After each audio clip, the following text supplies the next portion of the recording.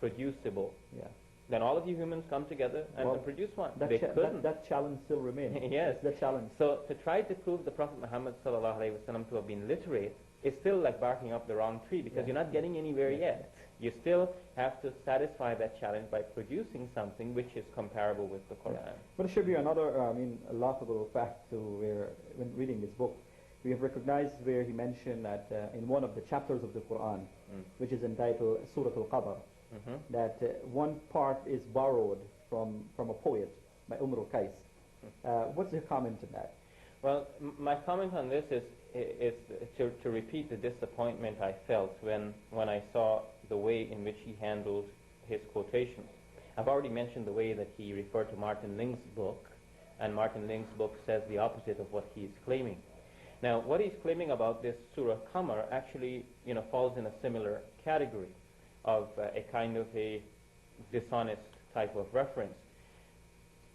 What he's saying is that there has been found a poem written by a famous poet who had lived before the Prophet Muhammad, on whom be peace. That poet's name was Imrul Qais. And that out of this lengthy poem, 4 verses are very similar to 4 verses in Surah Al-Qamar in the Quran, Surah 54. Ayah number 1, ayah number 29, ayah number 33, ayah number 46. So the place where he got this reference is in a book by William St. Clair Tisdall. This is where he refers us to.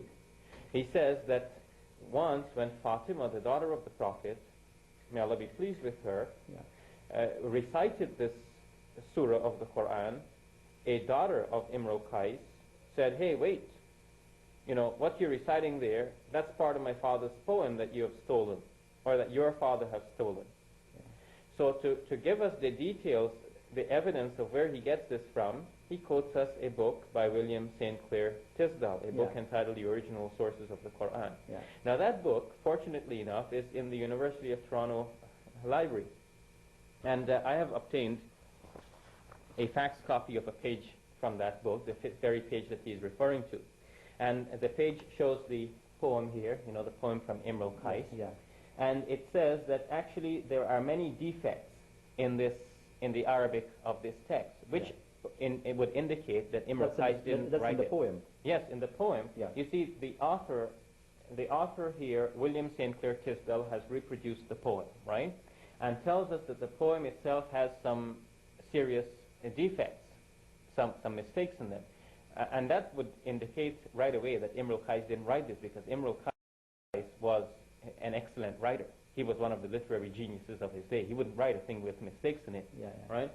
But what is more is that, you remember that story about the daughter of Imrul Qais saying, "Hey, that's my father's poem"? This author here, William St. Clair Tisdall, mentions that story, and then he says, right here, this tale is probably false.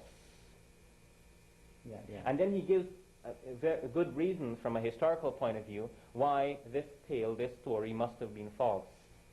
Why it is probably false. So now, Dr. Sharosh refers us to this page, and we go to the page and we find that the story that he's talking about is probably false. I mean, can we be more disappointed than that?